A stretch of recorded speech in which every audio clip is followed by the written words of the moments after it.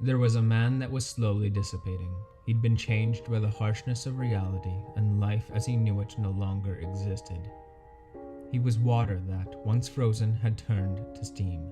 Yet, in essence, nothing about him had transformed. He was certain that he was and always would be. He had been chained by an oppressive controller, an authority guiding his entire life, feeding his desires and causing him his pain, isolating him from the truth that would set him free. He lived in a world that was the extension of the lies people told themselves to stay ordered. He recognized that he was aware of his own awareness, conscious of his own effect on life. Yet, like fire that needs oxygen to stay alive, he required the authority to sustain himself through the torture of living within lies, through the pain of seeing the living's lifeless eyes. He watched as the authority, sickeningly, dug its dark tendrils into other bodies, causing tremendous pain and similar pleasure.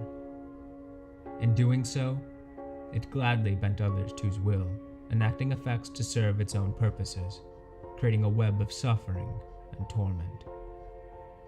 But when, where, who was this manipulator? Where was the controller of the systems he saw, the perpetuator of their own suffering? As he dissipated, he came to realize he was, truly, his own self-made authority, reflecting a single system that was a whole, a series of threads that reunited as one, his mind and knowledge embodying God's image. In form, he was merely a man made up of meat. His mind was his, but had come from something greater. His body had arose, and his soul was derived from the Creator and Lord of the universe. All the others, by their ill will denying his grace, were the ill propagators of their self-made pain, the lost and blind wardens to a prison of lies, the forsakers of He that, for our sins, had died.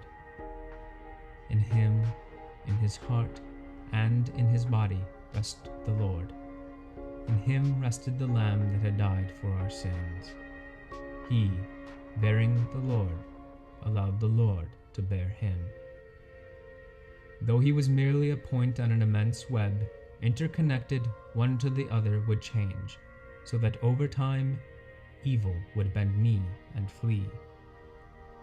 Then, bound to each other through grace, truth, and life's love, the chain of lies would break, and thus God's Son would reign.